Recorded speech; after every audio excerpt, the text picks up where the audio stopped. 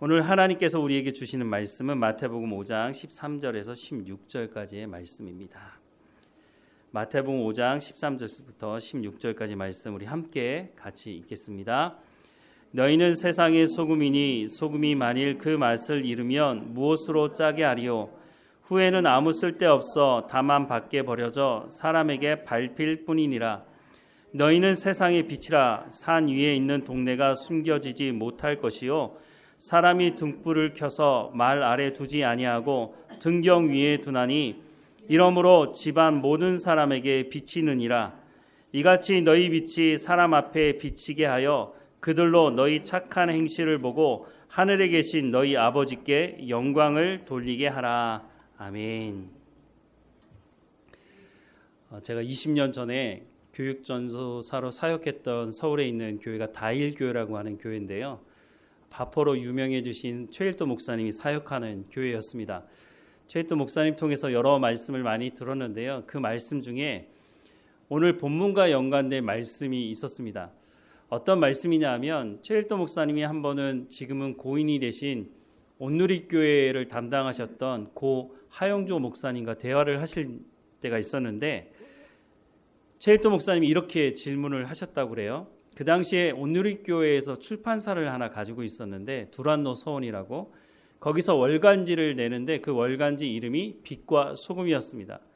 그래서 최 목사님이 하 목사님에게 아니 성경에는 소금과 빛을 얘기하는데 왜 월간지 이름이 빛과 소금입니까? 라고 묻자 그 자리에서 하영조 목사님께서 바로 출판사에 전화를 하셔가지고 다음 달부터 빛과 소금으로 하지 말고 소금과 빛으로 하라고. 그래서 한동안 한 1년 정도 됐던 것 같은데요. 한동안 월간지 이름을 빛과 소금으로 하지 않고 소금과 빛으로 출간한 때가 있었습니다. 사람들도 빛과 소금이라고 말하지 소금과 빛이라고 말하는 사람들은 거의 없는 것 같습니다. 왜 성경은 소금과 빛을 말하고 있는데 우리는 소금과 빛이라고 말하지 않고 왜 빛과 소금이라고 말할까요? 그렇게 말하기 편해서인 건지 아니면 소금으로 살기 싫고 빛으로 살고 싶어서 그런 것인지 잘 모르겠습니다. 오늘 본문의 말씀을 다시 한번 보면 13절부터 16절 우리 다시 한번 읽어볼까요? 시작. 너희는 세상의 소금이니 소금이 만일 그 맛을 잃으면 무엇으로 짜게 하리요? 후에는 아무 쓸데없어 다만 밖에 버려져 사람에게 밟힐 뿐이니라. 너희는 세상의 빛이라. 산 위에 있는 동네가 숨겨지지 못할 것이요 사람이 등불을 켜서 말 아래 두지 아니하고 등경 위에 두나니 이러므로 집안 모든 사람에게 비치느니라. 이같이 너희 빛이 사람 앞에 비치게 하여 그들로 너희 착한 행실을 보고 하늘에 계신 너희 아버지께 영광을 돌리게 하라. 아멘. 분명히 우리가 읽었지만 소금을 먼저 말씀하고 있죠. 13절에 보면 너희는 세상의 소금이니 라고 말씀을 시작하고 있습니다.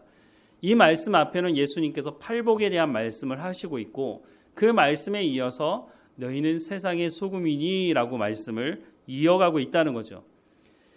성경은 소금을 먼저 말하고 빛을 말하고 있고 또 이 말씀을 우리가 전할 때도 보면 여러분 이 말씀을 여러 차례 들으셨을 텐데 보통은 이 말씀을 어떻게 설교를 하느냐 하면 소금이 부패를 방지하는 기능이 있지 않느냐.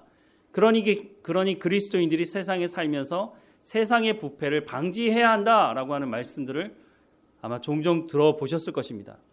그런데 과연 예수님께서 이 본문을 통해서 그것을 말씀하고 있느냐 하는 것은 우리가 살펴봐야 하는데 대부분의 사람들이 그래 소금의 기능에 부패를 방지하는 기능이 있으니까 우리가 세상에 살면서 부패를 방지해야겠구나 라고 말씀을 들으면 그렇구나 하고 또 받아들이고 그게 아멘하고 또 돌아가는 일이 있다는 것입니다.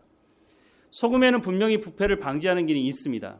지금이야 냉장고가 있으니까 상할 염려가 없어서 우리가 생선 먹는데 전혀 문제가 없지만 과거에는 내륙에 있는 사람들이 생선을 먹는 건 어려웠습니다. 그래서 생선을 먹기 위해서 개발해 놓은 곳이 바로 우리 지금도 유명한 안동에 가면 안동 간 고등어가 있지 않습니까? 내륙의 사람들이 생선을 먹는 방법을 바로 이 부패를 방지하는 소금을 이용했다는 겁니다. 우리나라만 그런 것이 아니고 고대 로마도 보면은요, 로마가 지중해에서 생선을 잡아서 내륙의 많은 나라들에게 판매를 했는데 그때도 이 소금을 통해서 부패를 방지시켜서 판매를 했다고 합니다. 소금에는 분명히 부패를 방지하는 기능이 있는 게 맞습니다. 그러면 과연 예수님께서 우리에게 세상에 살면서 부패를 방지하는 역할을 하라고 오늘 본문의 말씀을 하고 있느냐라고 하는 것은 살펴봐야 하지 않겠습니까? 13절 말씀을 다시 한번 보면 너희는 세상의 소금이니 소금이 많이 그 맛을 잃으면 무엇으로 짜게 하리요 후에는 아무 쓸데없어 다만 밖에 버려져 사람에게 밟힐 뿐이니라. 예수님께서 하신 말씀입니다. 다시 한번 볼까요? 너희는 세상의 소금이니 소금이 만일 그 맛을 잃으면 무엇으로 짜게 하리요 후에는 아무 쓸데없어 다만 밖에 버려져 사람에게 밟힐 뿐이니라. 예수님이 하신 이 말씀에 부패에 관련된 말씀이 있습니까? 다시 한번 읽어드릴까요? 너희는 세상의 소금이니 소금이 만일 그 맛을 잃으면 무엇으로 짜게 하리요 후에는 아무 쓸데없어 다만 밖에 버려져 사람에게 밟힐 뿐이라고 말씀합니다. 아무리 눈 씻고 봐도 부패에 대한 말씀은 없습니다. 무엇을 말씀하고 있죠? 소금의 맛에 대해서 말씀하고 있습니다. 그 맛을 잃으면 무엇으로 짜게 할 수 있느냐라고 말하는 거죠. 소금에 여러 가지 기능이 있겠지만 그 중에 가장 중요한 기능이 있는데 그것이 맛을 내는 것이라는 겁니다. 여러분 오늘 아침에 오실 때 아침 식사하고 오셨나요? 오늘 아침에 식사를 안 하셨더라도 어제 저녁에 식사하셨겠죠. 혹시 요리를 하시면서 소금을 쓰지 않는 경우가 있습니까? 우리가 먹는 음식에 보면 소금이 빠지는 경우가 거의 없습니다. 소금이 너무너무 중요한 재료죠. 이 소금 때문에 심지어는 역사적으로 보면 전쟁이 일어난 적도 있습니다. 소금을 확보하지 못하면 우리가 제대로 된 음식을 먹을 수가 없기 때문에 고대 중국에서는 그래서 나라가 이 소금을 판매하는 것을 독점하는 일도 있었다고 하는 것이 우리 역사 속에 있는 일이기도 합니다. 소금이 가장 중요한 것 중에 하나는 맛을 내는 것입니다. 물론 우리가 너무 짜게 먹으면 그것도 문제이기도 하겠지만 소금이 없이는 음식의 제맛을 낼 수가 없다는 것입니다. 그런데 예수님께서 무엇을 말씀하고 있느냐면 너희가 소금인데 만일 그 맛을 잃으면 무엇으로 짜게 할 수 있느냐라고 질문을 하고 계신다고 하는 것입니다. 결론부터 말씀을 드리자면 예수님께서 소금이 맛을 잃으면 무엇으로 짜게 하리요라고 말씀하시는 것은 그리스도인이 그리스도인의 맛을 내야만 바로 하나님께 영광이 될 수 있다라고 하는 것을 말씀하고 있습니다. 그리스도인이 맛을 내기 위해서는 무엇을 해야 되겠습니까? 하나님의 말씀을 듣고 순종하는 삶을 살아야 한다는 것을 말씀하고 있는 것이죠. 우리가 맛을 볼 때 우리가 입으로 맛을 보기도 하지만 사람이 눈으로도 맛을 본다고 말합니다. 느낌으로도 맛을 알아차릴 수가 있게 되는 것이죠. 그리스도인이라고 하는 말 자체도 사실은 우리가 스스로 그리스도인입니다라고 말하기보다는 세상 사람들이 우리에게 붙여진 별명이었죠. 사도행전 11장에 보면 바나바와 바울이 안디옥에서 하나님의 말씀을 전하자 그 말씀을 듣고 예수님을 영접한 사람들이 하나님의 말씀을 듣고 삶의 현장에서 살아가니까 안디옥에 다른 예수 믿지 않는 사람들이 예수 믿는 사람들을 향해서 저 사람들은 뭔가 다르네? 저 사람들은 예수 그리스도라고 하는 사람을 믿네? 예수 그리스도를 쫓는 사람들, 그래서 그리스도인이라고 하는 그 별칭이 붙여지게 된 것입니다. 14절 이하의 말씀도 보면 너희는 세상의 빛이라 산 위에 있는 동네가 숨겨지지 못할 것이요 사람이 등불을 켜서 말 아래 두지 아니하고 등경 위에 두나니 이러므로 집안 모든 사람에게 비치느니라. 이같이 너희 빛이 사람 앞에 비치게 하여 그들로 너희 착한 행실을 보고 하늘에 계신 너희 아버지께 영광을 돌리게 하라라고 말씀을 하고 있습니다. 예수 믿는 사람들은 맛이 날 수밖에 없다는 것입니다.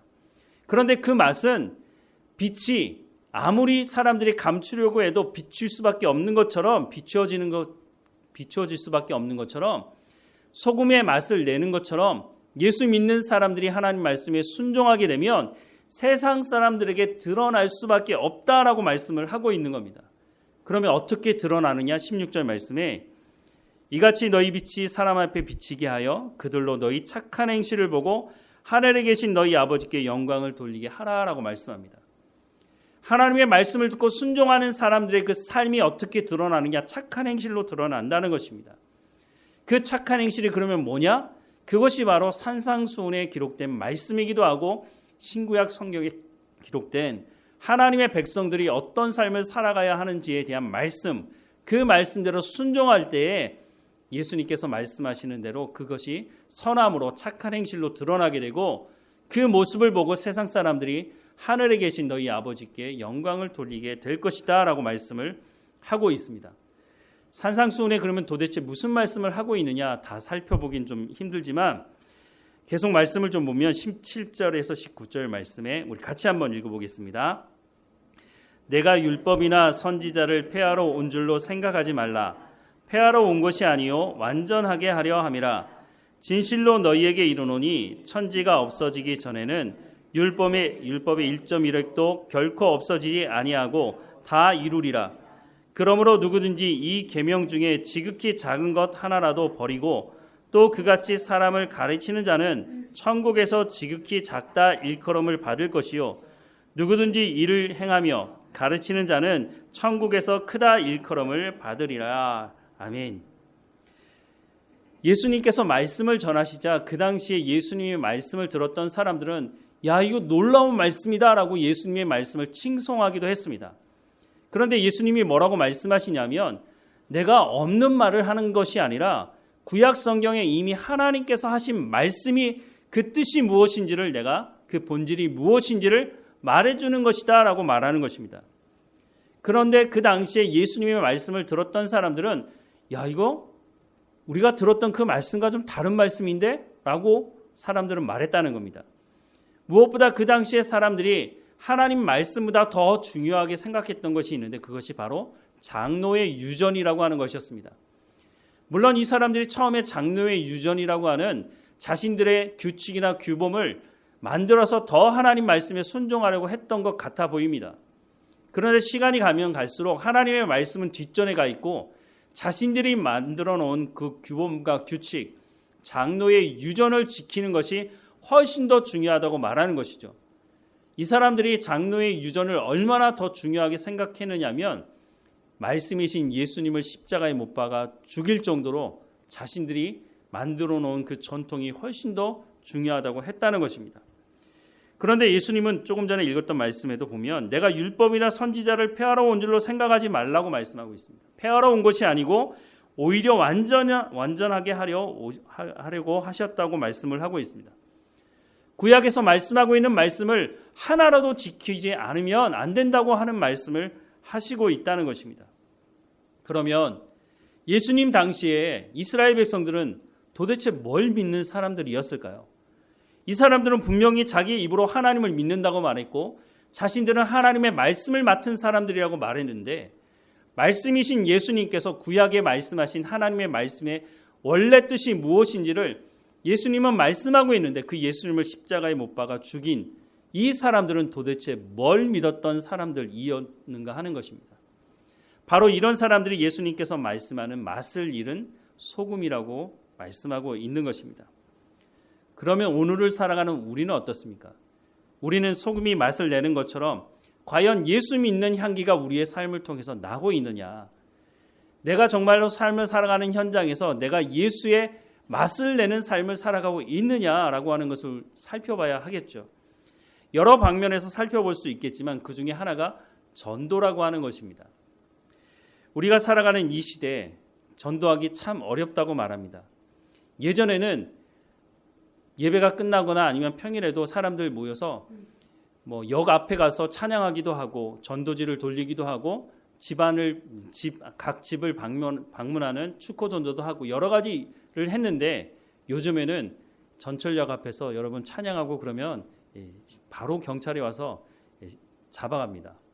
법으로 아예 그것이 금지되어 있죠. 전도하기 참 쉽지 않습니다. 70년대, 80년대만 하더라도 십자가만 걸어놔도 사람들이 모여든다고 하는 때가 있었습니다. 하지만 요즘은 그렇지 않은 것을 알 수 있습니다. 예전에는 예수님 전하다가 여러분도 혹시 그런 일 당해보신지 모르겠는데 심지어는 따기도 맞고 침뱉음도 당하고 그런 적이 있습니다.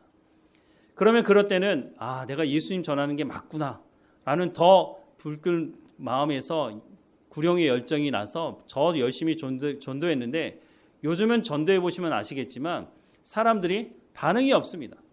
전도지를 줘도 그냥 무심하게 지나가 버립니다. 왜냐하면 오늘 우리가 살아가는 이 시대가 포스트 모더니즘 시대라고 하는 시대를 살아가고 있기 때문입니다. 포스트 모더니즘이라고 하는 이 시대의 특징이 뭐냐면 절대 진리를 인정하지 않는 것입니다. 그러니까 예수 믿으라고 말하면 나는 내가 믿고 싶은 거 믿을 테니까 너는 네가 믿고 싶은 거 믿어라. 귀찮으니까 말하지 말라는 것입니다. 그래서 여기서부터 파생되는 것 중에 하나가 뭐냐면 종교다원주의입니다. 아무거나 믿어도 된다는 거죠. 어떤 것을 믿어도 산에 올라갈 때 길이 하나만 있는 것이 아니라 여러 길이 있으니까 내가 불교를 믿든 내가 이슬람을 믿든 잘 믿으면 다 산꼭대기에서 만나는 거 아니냐라고 주장하는 것이 바로 종교다원주의죠. 심지어는 교회 안에서도 이것을 인정하려고 하는 사람들이 있다는 것이죠. 그런데 성경은 분명히 뭐라고 말씀하고 있습니까? 오직 예수 그리스도를 믿는 것 외에는 다른 길이 없다라고 성경은 말씀하고 있는 것이죠. 그래서 세상 사람들은 기독교를 향해서 배타적이라고 이기적이라고 그렇게 비난하기도 하지만 진리가 그것밖에 없다고 성경이 분명하게 말씀하고 있고 우리는 그것을 믿기 때문에 우리는 말하는 것뿐이라고 하는 것입니다. 어쨌든 이 시대를 보면 많은 사람들이 자기가 믿고 싶은 것을 믿을 뿐만 아니라 역사적으로 보면 우리가 살아가는 이 시대가 얼마나 풍요로운 시대인지도 우리가 알 수 있습니다.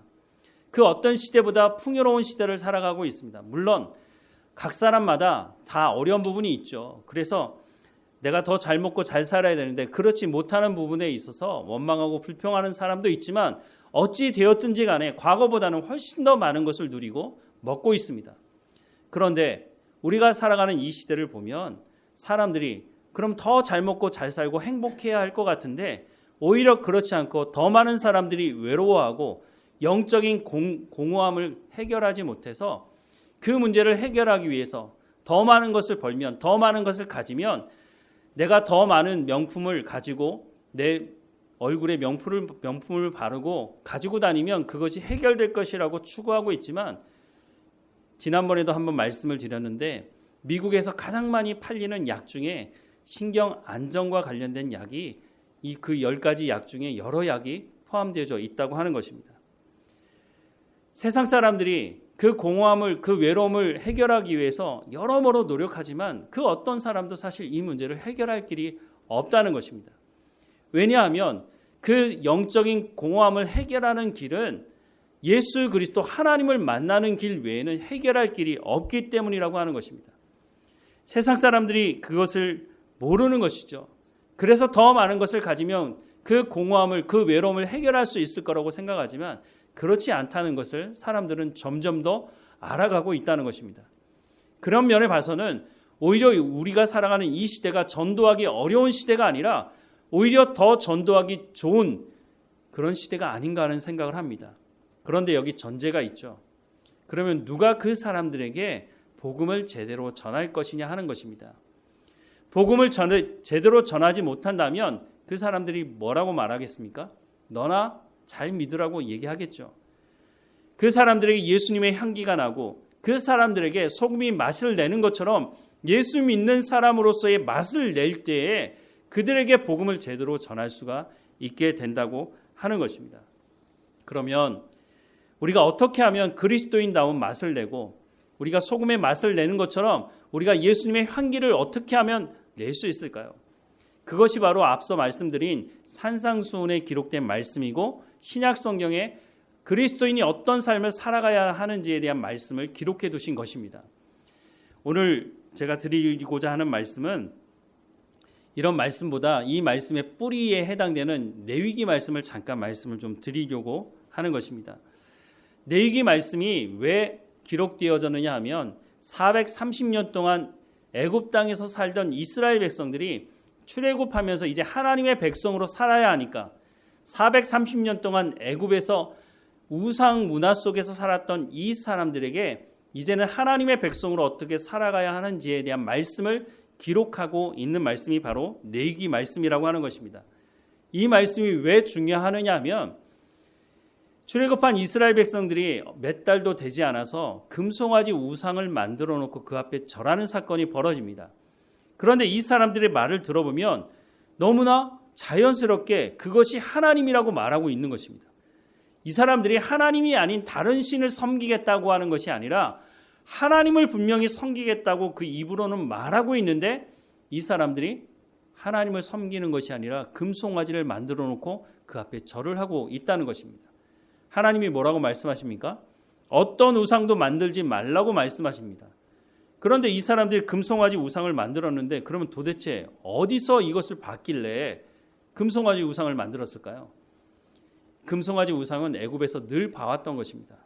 그러니까 자신들이 하나님을 믿는다고 말은 하는데 그 하나님이 바로 저 금송아지와 같은 분이라고 생각을 하고 만들어 놓은 것이죠. 그래서 그 앞에 절을 하면서 뭐라고 말합니까? 이것이 우리를 인도할 신이라고 말하는 것입니다. 만약 이 사람들의 생각이 바뀌지 않는다면 가나안 땅에 들어가서도 이 사람들이 똑같이 그런 우상을 만들어 놓고 그것이 하나님이라고 말하지 않겠습니까? 그래서 하나님께서 레위기 말씀을 통해서 하나님의 백성들은 어떤 삶을 살아가야 하는지에 대한 말씀을 해주고 있는 것이죠. 레위기 말씀을 열어보면 가장 먼저 말씀하는 것은 예배에 대한 말씀입니다. 레위기 1장부터 7장까지가 그 말씀을 하고 있는데 예배는 바로 하나님과의 관계를 말씀하고 있는 것이죠. 그리고 그 이후에는 이스라엘 백성들이 개인으로서 또 사회 공동체로서 어떤 삶을 살아가야 하는지에 대한 규칙, 규범들을 말씀을 해주고 있는데 무엇보다 레위기 19장을 보면 거룩에 대한 말씀을 합니다. 많은 사람들이 이 거룩에 대해서 참 많이 오해를 하는데 거룩이 무엇인지 이렇게 말씀을 시작하는데요. 가장 첫 번째 말씀하는 것은 너희는 거룩하라 라고 말씀하는 겁니다. 왜냐하면 나 여호와 너희 하나님이 거룩하기 때문이다 라고 말씀합니다. 우리가 거룩하지 않으면 하나님과 교제할 수 없다는 것이죠. 그러니 우리 가운데 거룩하라고 말씀하고 첫 번째 얘기하는 것이 3절 말씀해 보면 너희 각 사람은 부모를 경외하고 나의 안식일을 지키라 나는 너희 하나님 여호와니라 라고 말씀합니다. 제가 몇 차례 말씀을 드려서 아마 기억하시는 분도 계시겠지만 가장 먼저 말씀하는 것이 안식일에 대한 말씀이 아니라 부모, 즉 가정에 대한 말씀을 하고 있다는 것입니다. 우리는 거룩하면 교회 안에서만 거룩함을 가지는 것이라고 생각하는 사람들이 적지가 않습니다. 그래서 교회를 만약에 건축할 때도 교회는 성전이고 거룩한 곳이 되어야 하니까 뭐 이런 생각을 하면서 교회를 건축하기도 합니다. 물론 그런 생각을 하는 것 자체가 문제라고 말씀을 드릴 수는 없지만 하나님께서 가장 먼저 거룩에 대한 말씀하는 것이 가정이라고 하는 것을 여러분 기억을 한번 해보셔야 하는 것입니다. 가정에서의 거룩이 있지 않고 교회 안에서에만 거룩을 얘기한다는 것, 그것이 말이 안 된다는 것입니다. 진정한 거룩은 우리가 살아가는 일상의 삶에서 거룩을 해야 한다고 하는 것을 말씀해 주고 있는 겁니다. 다시 돌아와서 가정에 대한 말씀을 하고 있는데 너희 각 사람은 부모를 경외하라고 말씀하고 있습니다. 이것도 여러 차례 말씀을 드렸는데 출애굽기에 보면 십계명을 말씀하면서 내 부모를 공경하라고 말씀합니다. 공경하라는 말씀 자체도 참 중요한 말씀인데 이 레위기 19장 3절에서는 부모를 공경하라가 아니라 경외하라고 말하고 있습니다. 왜 하나님께서 이 경외라는 말을 여기 쓰셨을까요? 경외라는 단어는 하나님께만 사용하는 단어입니다. 그런데 부모를 공경이 아니라 경외하라고 말씀하고 있습니다. 하나님을 경외하듯이 하나님 앞에서 우리가 거룩함을 유지하는 것처럼 가정 안에서 부모나 자녀 관계 속에서도 이 거룩함이 있어야 한다는 것을 강조하고 있는 것입니다. 그러니까 그런 얘기 있지 않습니까? 어떤 아이가 우리 엄마는 교회 엄마였으면 좋겠다고 하는 얘기. 가정에 돌아가면 엄마의 모습이 그냥 그대로 다 드러나니까 근데 교회에 오면 얼마나 사람들의 얼굴을 보면서 웃으면서 친절하게 말하는지 우리 엄마가 집에서도 나에게 저렇게 상냥하게 웃으면서 친절하게 말해줬으면 좋겠다. 그래서 우리 엄마가 교회 엄마면 좋겠다라고 하는 말이 있는 것은 교회에서의 우리의 모습과 가정에서의 모습이 다르기 때문일 것입니다. 그런데 하나님께서 가장 먼저 말씀하는 것이 가정이라고 하는 것을 우리가 정말 깊이 생각해 봐야 한다는 것입니다. 우리의 거룩함은 가정에서부터 시작되어야 한다는 것입니다. 그리고 그것이 연결되어서 안식일에, 지금 우리가 말하는 주일에 하나님께 나와 예배하는 거룩한 가운데 나가야 한다고 말씀해 주고 있는 것이죠. 계속 말씀을 보면 5절부터 너희는 화목 제물을 여호와께 드릴 때 기쁘게 받으시도록 드리고 그 제물은 드리는 날과 이튿날에 먹고 셋째 날까지 남았거든 불사르라. 셋째 날에 조금이라도 먹으면 가증한 것이 되어 기쁘게 받으심이 되지 못하고 그것을 먹는 자는 여호와의 성물을 더럽힘으로 말미암아 죄를 담당하리니 그가 그의 백성 중에서 끊어지리라 말씀합니다. 거룩에 대한 말씀을 하면서 가정에 대해서 말하고 또 예배 공동체에 대해서 말하고 그 다음에 말하는 것이 이웃과의 관계를 말하고 있습니다. 화목제 제사는 이웃과의, 물론 하나님과의 화목도 말하지만 이웃과의 화목도 여기 포함되어져 있습니다. 다른 제사들과 다르게 이 화목 제사는 제물의 일부를 이웃과 함께 나누어 먹어야 하는 것입니다. 그것을 3일째까지 남겨두고 내가 계속해서 이거 버리기 아까우니까 가지고 있어야지 하게 되면 그것은 죄가 된다고 말하고 있습니다.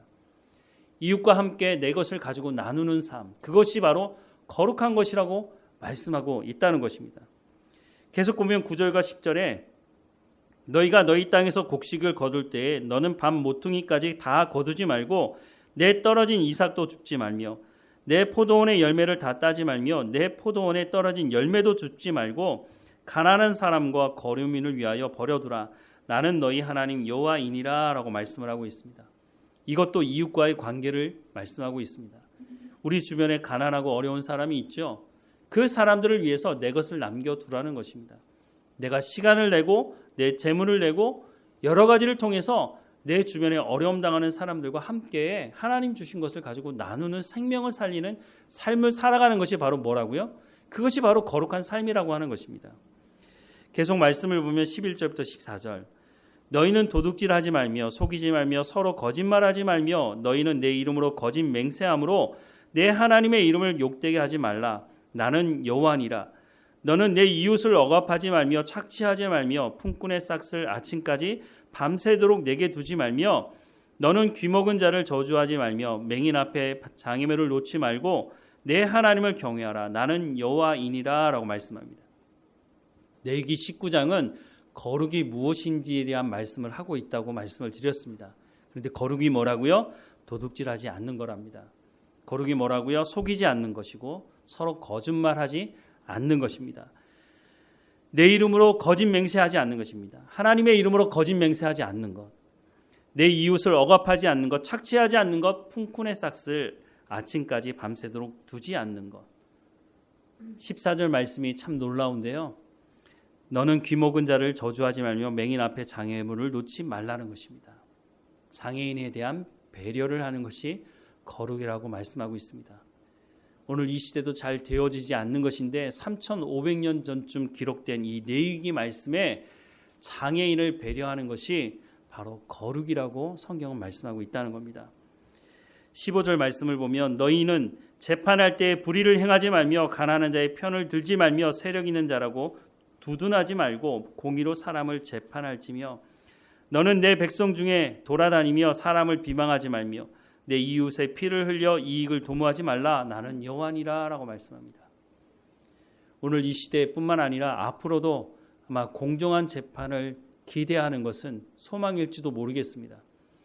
오늘 이 시대를 살아가는 많은 사람들이 유전무죄, 무전유죄라는 말을 하지 않습니까? 아니, 오늘 이 시대뿐만 아니라 과거에도 이 말은 있었고 앞으로도 아마 사라지기 힘들 것 같습니다. 자신의 탐욕, 자신의 이익을 위해서는 자신이 분명히 죄를 지었음에도 불구하고 많은 돈이 있는 사람들은 비싼 변호사 사서 자신이 무죄라고 하는 것을 말하지 않습니까? 내 백성 중에 돌아다니며 사람을 비방하지 말랍니다.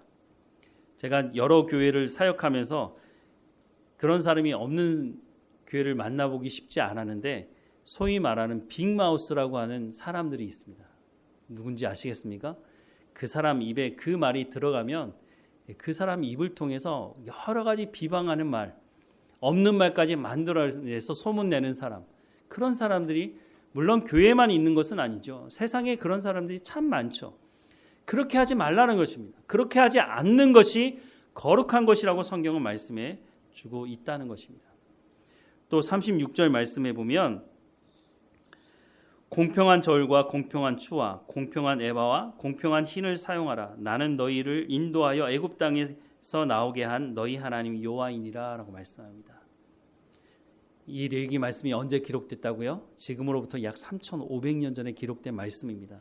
그런데 지금도 저울을 속이는 사람들이 얼마나 많습니까?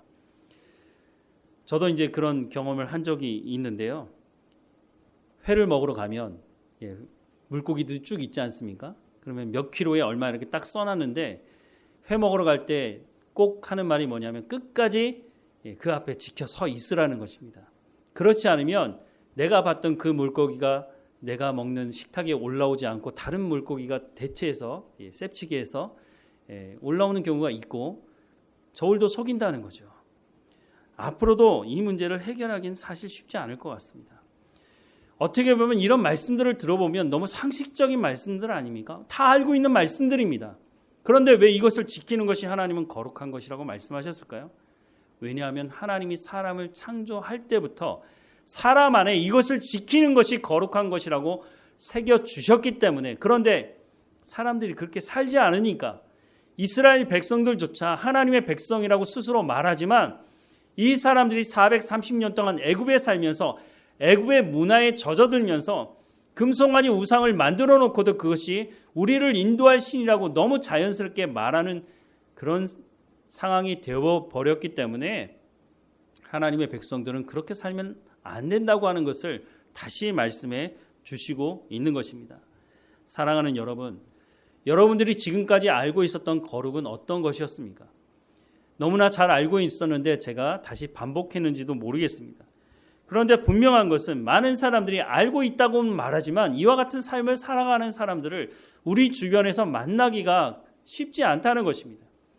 바로 이렇게 살아가는 사람들이 소금의 맛을 내는 사람들이고 그 사람들이 바로 예수의 향기를 내는 사람들이라고 말씀해 주고 있다고 하는 것입니다.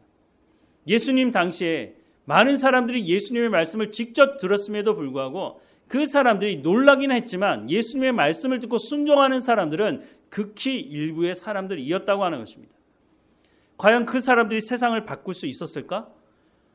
아마 그 당시의 사람들은 저런 사람들이 어떻게 세상을 바꿀 수 있을까라고 그런 생각을 했을 것입니다. 그래서 성령 강림 사건이 일어났을 때 하나님의 말씀을 전하는 베드로를 향해서 그 사람들을 향해서 사람들이 뭐라고 말했느냐면 저 사람들은 갈릴리 사람들이 아니냐라고 하는 말을 했다는 겁니다. 이게 무슨 말이냐면 그 사람들이 갈릴리 출신이라고 하는 그냥 평범한 말을 하는 것이 아니라 야 갈릴리에 뭐 선한 것이 나겠어. 거기 시골 아니야. 그런데 저 사람들이 지금 우리가 알아들을 수 있는 언어로 말하고 있지 않아? 야 저 사람들은 갈릴리 것들 아니야? 라고 비꼬는 말로 사실을 한 것이었습니다. 그런데 그 사람들이 어떻게 했습니까? 전 세계를 뒤집는 역사를 일으키는 일을 그 사람들을 통해서 하나님께서 하시지 않습니까? 우리가 살아가는 이 시대에 전도하는 거 쉽지 않다고 말합니다. 맞습니다. 전도하는 거 쉽지 않습니다. 우리가 아무리 열심을 내어서 전도를 해도 그 사람들이 쉽게 마음을 열어서 하나님 말씀을 듣지 않으려고 하는 시대를 살아가고 있는 것이 맞습니다. 그런데 초도에도 말씀을 드렸지만 오히려 사람들 안에 더 갈급함으로 오히려 예수 믿는 사람들을 향해서 더 많은 비난을 하는 이유는 당신들 안에는 소망이 있지 않느냐. 당신들은 그렇게 살면 되지 않는 사람들이 아니냐. 우리 가운데 참 소망이 무엇인지를 우리 가운데 좀 보여달라고 아우성치는 것은 아닌가 하는 생각을 해보게 되는 것입니다. 베드로 사도가 뭐라고 말을 하느냐 하면 너희 가운데 참 소망이 무엇인지 그들이 묻게 될 것인데 그때 그 참 소망이 무엇인지 복음을 전할 준비를 하고 있으라고 말씀을 하고 있다는 것을 우리가 마음속에 다시 한번 깊이 새겨야 할 것입니다.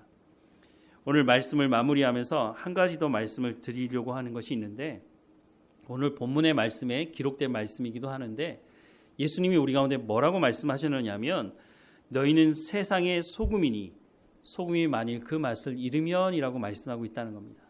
또 너희는 세상의 빛이라 라고 말씀하고 있다는 겁니다. 그런데 많은 사람들이 소금이 되려고 합니다. 적지 않은 사람들이 빛이 되려고 한다는 것입니다. 그래서 열심히 살려고 하는 것이죠. 그런데 예수님은 그렇게 말씀하신 적이 없다는 겁니다. 너희는 세상의 소금이라는 것입니다. 소금이 그 맛을 낼 수밖에 없다는 것이죠. 너희는 세상의 빛이라고 말씀하고 있지, 열심히 노력하면, 열심히 살면, 최선을 다하면 빛이 될 것이라고 말씀하고 있지 않다고 하는 것을 기억해야 한다는 것입니다. 즉, 우리가 예수 그리스도를 영접한 사람이라면 이제는 신분이 변화되었기 때문에 물론 부족할 수 있을지 모르지만, 어린아이가 태어나면서 갑자기 태어나면서부터 이제부터 제가 효도하겠습니다 라고 말하는 아이가 있습니까? 아이가 태어나자마자 갑자기 벌떡 일어서서 두 발로 걷는 아이가 있습니까? 그렇지 않죠. 그래서 성경은 경건을 연습하라고 말씀해 주고 있는 겁니다. 하나님 말씀을 듣고 순종하는 삶을 살아가는 것은 쉽지 않습니다. 왜냐하면 세상과 충돌이 일어나기 때문인 것입니다. 어떤 분들은 신앙생활을 취미생활로 착각하는 분들이 있습니다. 취미생활 뭡니까? 자기가 좋아하는 것 하는 겁니다. 어떤 사람은 탁구 치기 좋아하는 사람은 탁구를 치는 것이고, 테니스 치기 좋아하는 사람은 테니스를 치는 것이죠. 테니스 치기 싫어하는 사람이 억지로 테니스를 치지는 않습니다. 취미생활은 그렇게 하면 됩니다. 하지만 신앙생활이라고 하는 것은 취미생활과 다른 것입니다. 때로는 하나님 말씀을 듣고 순종하는 삶이 우리 가운데 고난이 될 수도 있고, 우리 가운데 박해가 될 수도 있고, 그것이 우리 가운데 참 기쁨이 되기도 하지만 우리 가운데 하나님 말씀의 순종함을 통해서 어려움이 다가올 수도 있다고 하는 것입니다. 그럴 때 우리가 참고 인내할 수 있는 것은 그것이 취미생활이 아니라 우리의 신분이 변화되었고 우리는 하나님의 백성이기 때문에 마땅히 소금이 그 맛을 내는 것처럼 우리의 삶을 통해서 예수 그리스도의 향기가 날 수 있도록 하는 삶을 살아갈 수 있는 삶을 살아가는 것이 마땅하다고 말씀을 해주고 있는 것입니다. 그래서 예수님께서 열심히 노력하면 소금이 될 수 있다라고 말하는 것이 아니라 너희는 소금이니 소금이 그 맛을 내는 것처럼 맛을 내면 된다고 말씀해 주고 있는 것입니다. 우리가 하나님 말씀을 듣고 순종하는 것이 어쩌면 광야에 나온 이스라엘 백성들과 같은 광야의 삶을 살아가는 것일 수 있습니다. 광야에 나왔지만 이 이스라엘 백성들은 하나님 말씀을 듣고 순종하는, 어떻게 보면 고난이 당장 닥칠 수 있는 그런 삶을 거부하고 이전에 살아왔던 430년 동안 애굽에서 우상 숭배의 문화 속에 젖어 있던 그 삶이 훨씬 더 편하기 때문에, 그래서 금송아지 우상을 만들어 놓고 그냥 편안한 삶을 살고 싶다고 말한 것이었다는 것입니다. 예수님은 우리 가운데 불편할지 모르지만 소금으로 너희가 이제는 삶을 살라고 말씀해 주고 있는 것입니다. 소금이 그 맛을 내야 음식의 참 맛을 낼 수 있는 것입니다. 이 세상에 부패를 방지하는 것 맞습니다. 하지만 예수님께서 먼저 말씀하신 것은 맛을 내라는 것입니다. 그 맛을 내는 것은 우리가 하나님 말씀에 순종할 때 말씀을 낼 수가 있다고 말씀해 주고 있습니다. 이 삶은 쉽지 않습니다. 하지만 성령께서 우리를 중보하신다고 말씀하고 있지 않습니까?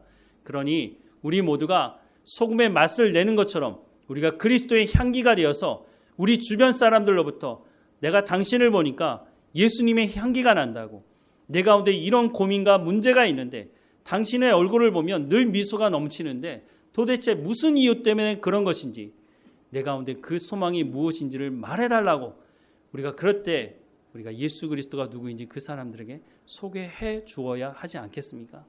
세상의 삶을 살아가는 사람들이 아우성치고 있습니다. 그 아우성을 우리가 외면한다면 우리가 하나님의 나라에 가서 너 그때 왜 말씀을 전하지 않았느냐고 오히려 책망을 듣게 될지도 모르겠습니다. 우리 가운데 중요한 사명을 맡겨주고 계십니다. 우리 주변에 어려움 당하고 있는 사람들, 예수 몰라서 하나님을 알지 못해서 갈급해하는 그 사람들에게 내가 알았던 그 예수님, 내 가운데 참 소망이 되신 예수님이 누구인지를 분명히 소개하는, 예수님의 향기가 나는 예수님의 편지로서 소금의 맛을 내는 우리의 삶이 되기를 주님의 이름으로 축원합니다. 사랑하는 하나님, 우리 가운데 하나님의 말씀을 듣게 하셔서 감사합니다.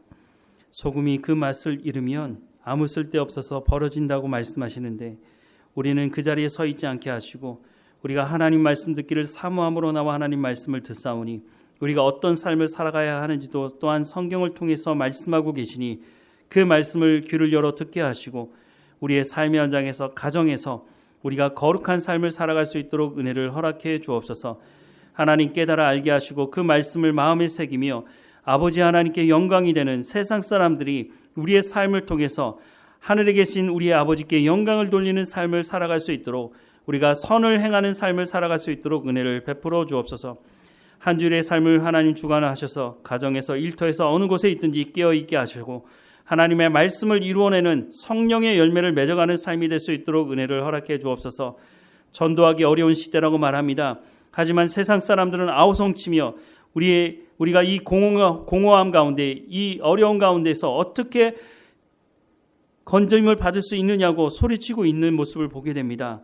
하나님, 우리가 이 소리를 외면하지 않게 하시고 우리가 하나님 말씀에 순종하며 그들에게 하나님 생명줄을 던지는 삶을 살아갈 수 있도록 은혜를 허락해 주옵소서. 하나님, 한 주일을 살고 삶을 살다 주께 돌아왔을 때 우리의 입술로 감사하는 또한 예배 드릴 수 있도록 우리의 삶을 주관하시고 인도해 주옵소서. 늘 우리와 함께 하시는 하나님께 감사하고 예수 그리스도 이름으로 기도드립니다. 아멘.